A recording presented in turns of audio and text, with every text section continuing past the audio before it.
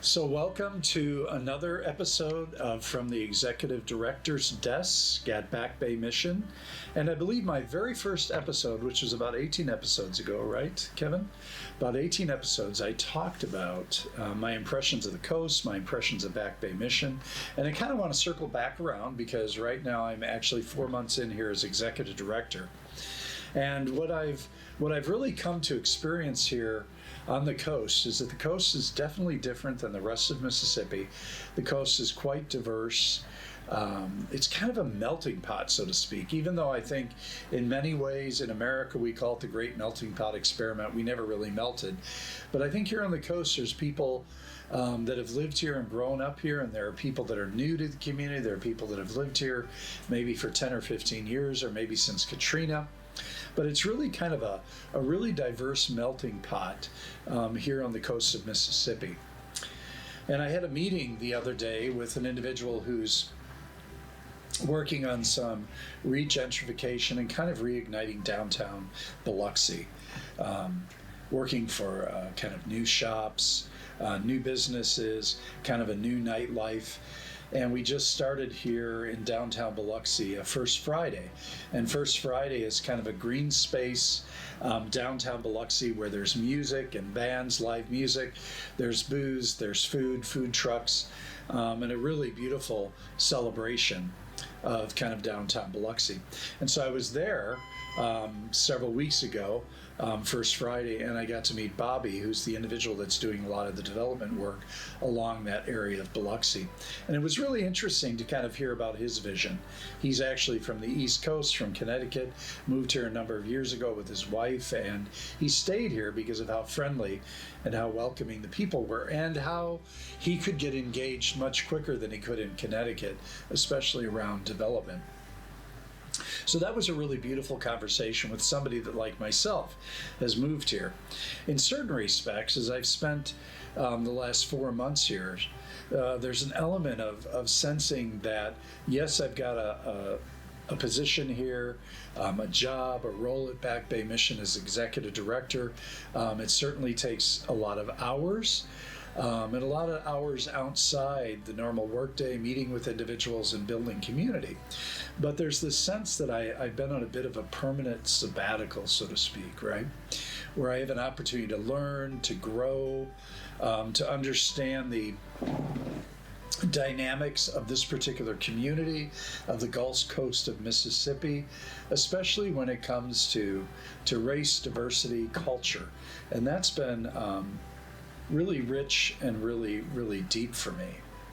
And I've also realized that there's been so much discussion around critical race theory, and that there's a group of people that say we shouldn't be having these discussions around critical race, which involves systemic racism. But also what I've come to understand is that down here in Mississippi, I think folks that have been fighting for justice and equity and equality, especially communities of color, and this may be indicative across the nation, is they're just tired. They're tired of educating people. They're tired of sharing their stories. They're kind of tired with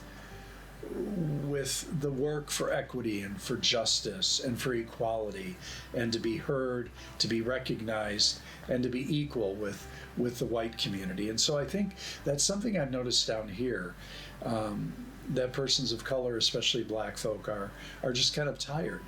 And they'll share with me that, yeah, they have white allies or allies of other cultures, but often when push comes to shove, those allies don't stand up when it's important. So those are a few of my learnings down here. I think I've also learned in a much deeper way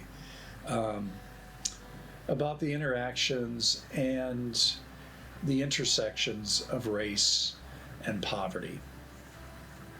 Here at Back Bay Mission, I think our overarching huge goal is to eradicate poverty, which will take a lifetime, may take several lifetimes. In fact, the eradication of poverty may never come. Jesus himself, as he was talking to his culture in his day, nearly 2,000 years ago, lived in a culture where there was also a lot of poverty, right? And there was also a lot of disparities. And Jesus said, to the people of his day.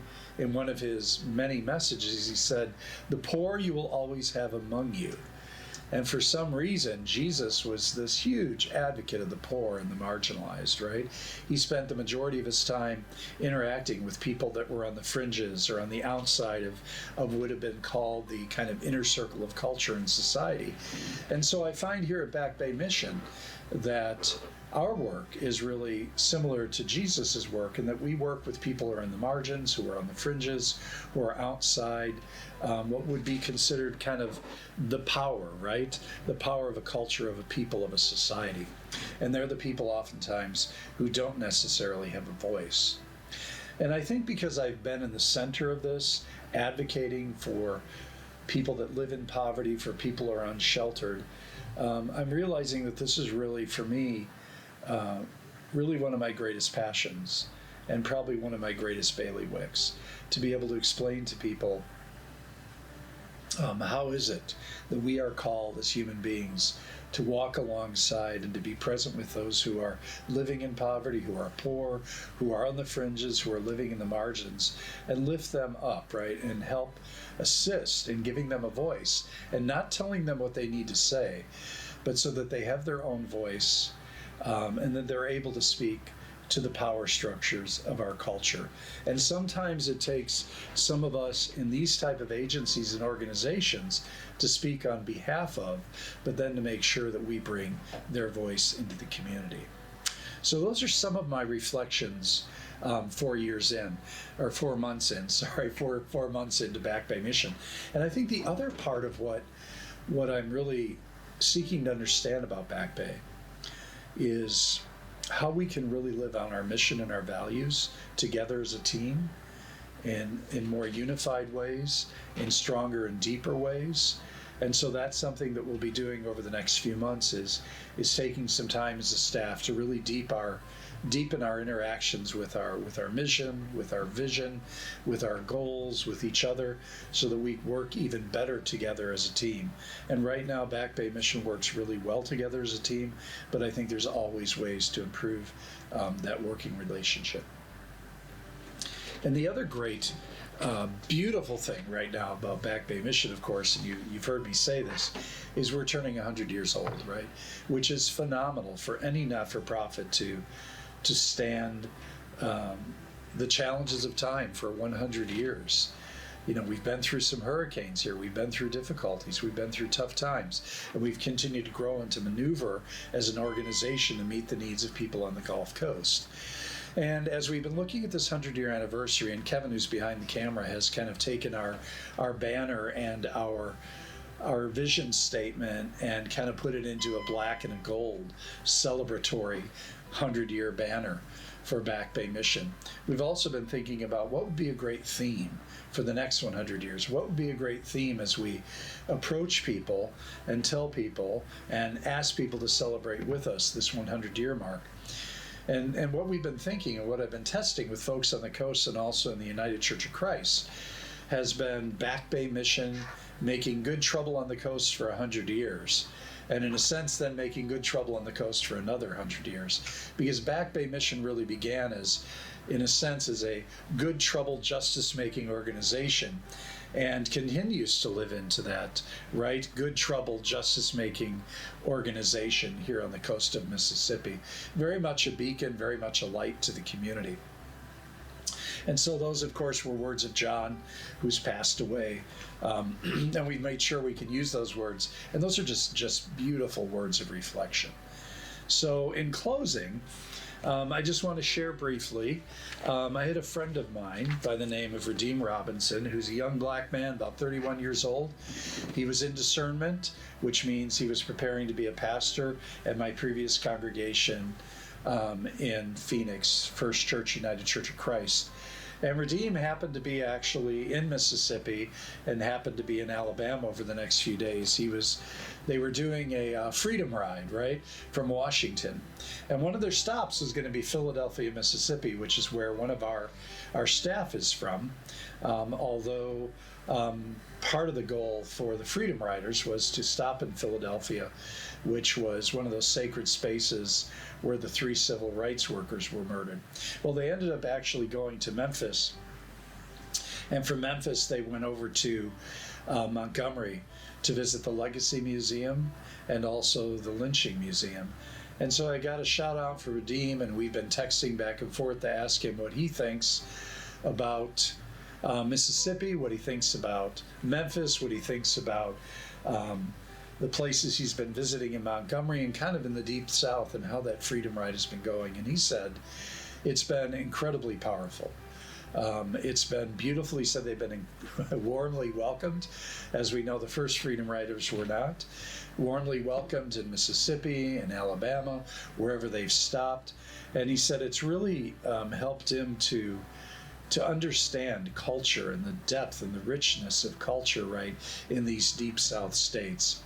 And for me, 4 months in, that's really what I'm seeking to do. And that's sometimes why it feels like I'm on this permanent sabbatical, right? Because I sense that I'm like a sponge, kind of soaking up a new culture, soaking up literally my body, actually soaking up the humidity, because I came from one of the driest places to probably one of the most humid places now here in Mississippi, from Phoenix. And so really soaking up the energy and soaking up the stories, soaking up the history, but also looking forward to really continuing to make good trouble on the coast and do that and set the stage for Back Bay Mission to do that for the next 100 years. So thank you so much for being a part of this today.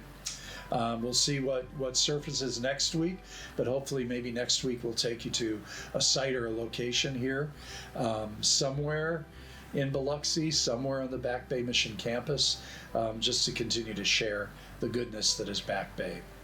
So feel free to respond to this, to share your messages, to share your thoughts, your reflections on what I shared, and feel free, definitely free to support us, right? Either financially, but especially with your prayers and your thoughts and your good wishes. So thank you and have an awesome day.